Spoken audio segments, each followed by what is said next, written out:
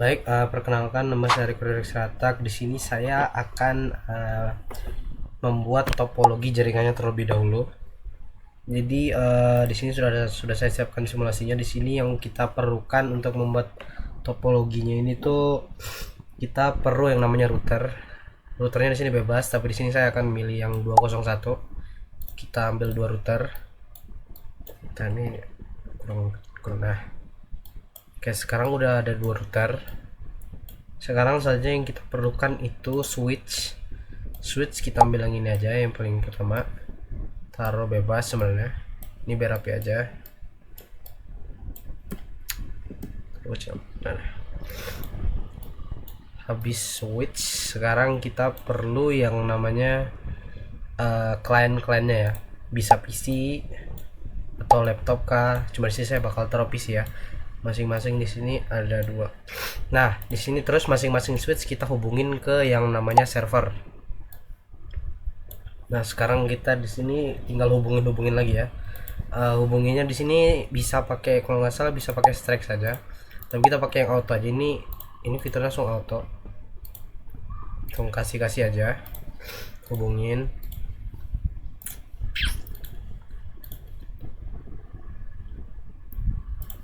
Hubungin.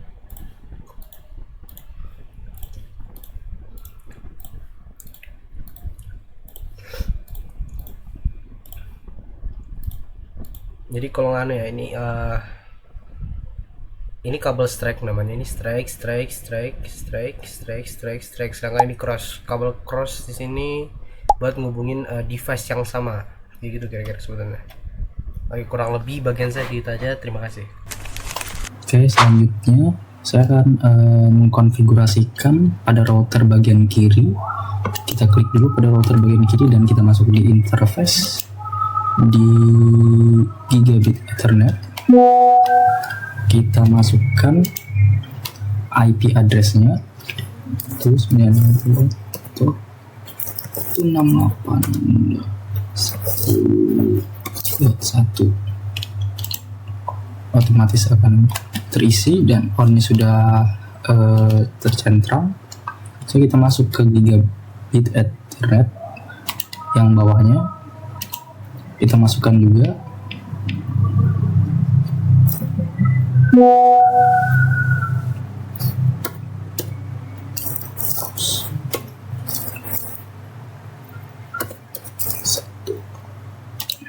oke. Nah, kok beda?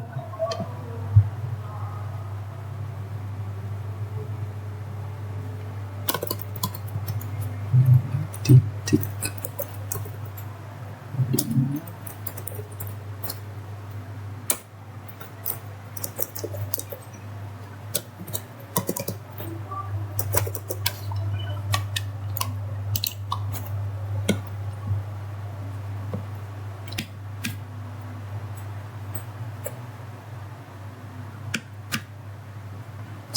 Setelah itu kita masuk ke static. Kita masukkan networknya 2.1.20.0.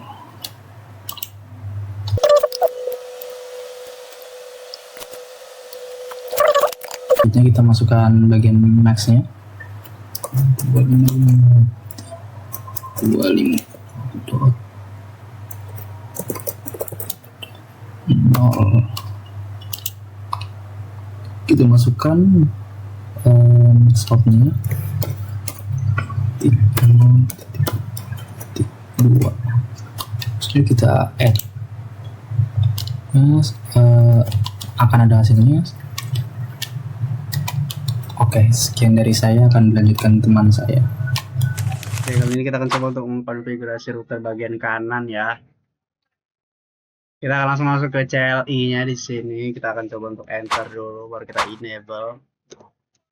Setelah itu kita akan coba untuk conft. Oke, telah masuk. Selanjutnya kita akan coba untuk interface gigabit Ethernet 0/0.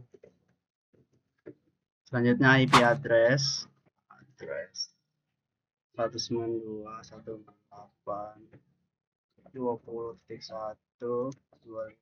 subnet masnya 255.0. Setelah itu kita mau shutdown. Selanjutnya exit. Langsung lanjut ya, Gus? Langsung lanjut aja kah? Lanjut terus. Lanjut. Exit, lanjut lagi. Selanjutnya interface Ethernet 0/1. Selanjutnya IP address 10.0.2.255.255.255.255. Selanjutnya shutdown. Exit. Oke, kita akan coba untuk merouting statusnya ke jaringan bagian kiri dengan cara IP root 192.168.10.0. Subnet masnya 255.255.10.0.0.1. Oke, selanjutnya kita end.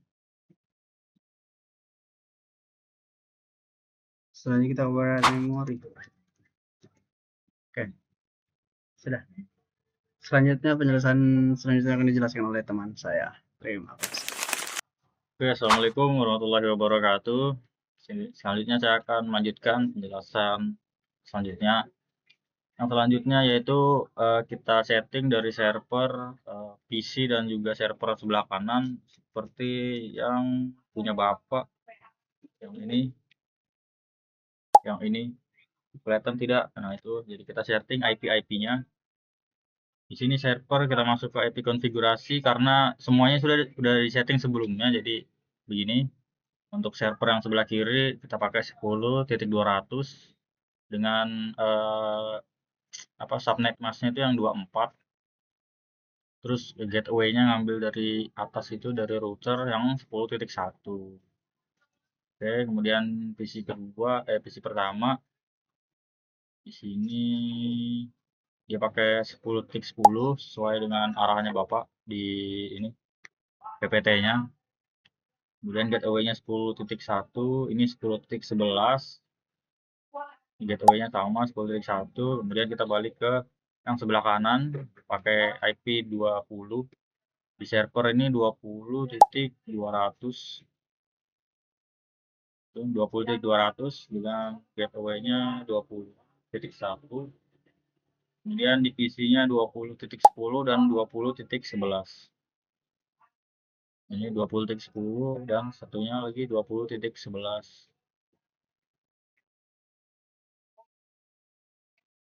Oke, 20.11. Kemudian selanjutnya dalam PPT itu disuruh cek ARC-nya, ARP, ICE, TCP, UDP dan HTTP-nya seperti itu. Tapi sebelum itu kita perlu ping dulu dari PC ini ke PC ini atau ke server ini, bebas ya. Tapi-nya ya. Oke, 268 20.10.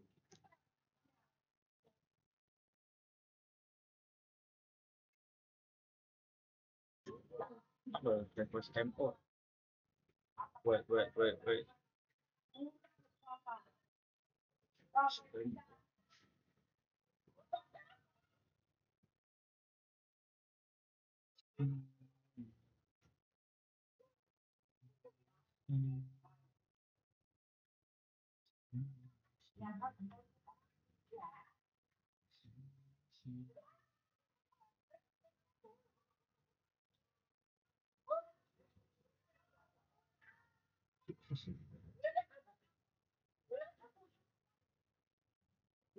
Oke, tadi pingnya tuh nggak tahu kenapa nggak bisa.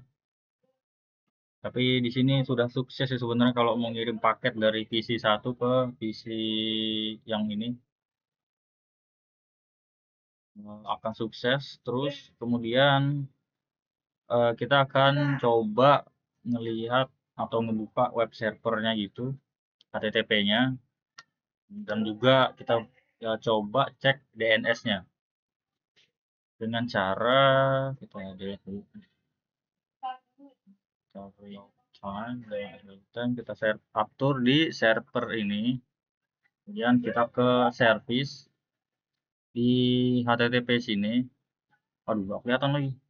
Di sini dinyalakan aja kalau misalnya kelihatan di sini nih, ini on, ini off. Nah, ini nyalakan aja. Ini HTTP, ini HTTPS gitu. Dan ini ada saya edit beberapa di sini di index HTML ini saya tambahkan yang hello world A1 ini. Dan kita coba dari PC ini. PC mana? PC ini baru kita ke web browser. Kita ketik 192.168.220.200. Ini IP dari servernya ini kita masukkan, kita go. Oke, sudah ada. Dan kita jalankan simulasinya. Itu kita bisa lihat juga dalam ininya, detail-detailnya di sini. Ini outbound, biasanya ada apa namanya? Ini ada destination portnya ini di TCP. TCP-nya destination portnya 80. Oke, gitu. Dan yang lainnya ada IP-nya nih.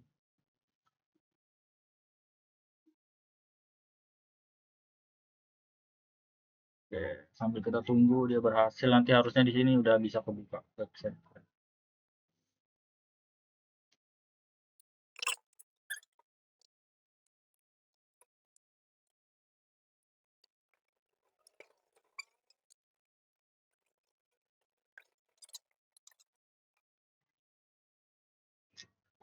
Oke, ini karena tadi sudah requestnya dari ini apa?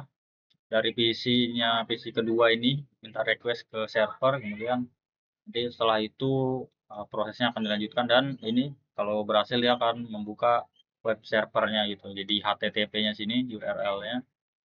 Kemudian kita coba buat pakai domain atau DNS-nya itu. Oke, sini di sini saya pakai server yang sebelah kiri. Sebelah kiri sama di service kita ke dalam DNS. Waduh, kenapa ini bro? Nah, di DNS ini saya nggak tahu kenapa ini di laptop teman saya ini warnanya jadi begini ya. Tapi di laptop saya dia ada keterangan kayak apa namanya? Sini harusnya di sini di on kan dulu, baru di sini ada eh, tulis nama domain jarcom gitu. Terus ini alamat apa? Alamat IP-nya itu kita kan tadi pakai yang 200. Nah, kita pakai juga di sini yang 200 nih. Saya sudah buat di sini. Tuh. Ini domain yang sudah saya buat sebelumnya jarcom.com di sini DNS-nya. Dia menuju ke IP yang di server sini. Nanti kalian bisa on kan baru tambahkan ini jarcom-nya. Terus ini add baru save. Save apa add aja. Kemudian kita cek di PC kedua. Sama kayak tadi di ini. Oke, di sini kita tulis jarcom.com. Kita pakai yang anu aja ya, biar cepat, pakai real time aja biar cepat, jadi jangan simulasi. Buka lagi. Wait. Ini hapus. Oke, kita buat lagi di HTTP ini. Terus saya jarcom.com yang sudah kita buat sebelumnya, kita gua ya.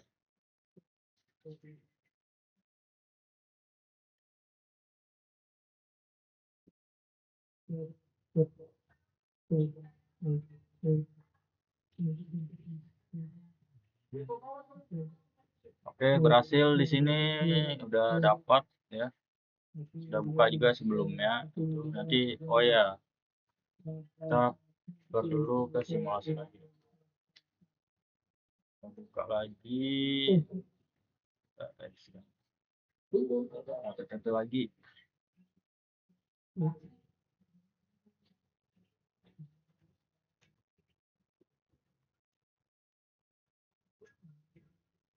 Oke, di sini kita bisa lihat langsung aja di sini. Oke, di sini kita bisa lihat detail layer-layernya ya. Ini DNS, ini UDP, portnya berapa, DS-nya nih, port search-nya nih, atau mungkin kita bisa lihat di backbone PDU-nya. Sini mana ya? IP versi-nya. Ini UDP-nya, destination port-nya di 53. UDP ini DNS, ada juga DNS. Ini di DNS query ini kita bisa lihat nih name variabelnya itu ke jarcom yang sudah kita buat, jadi DNS-nya menuju ke situ. Oke, dan kalau kita cepatkan, oke,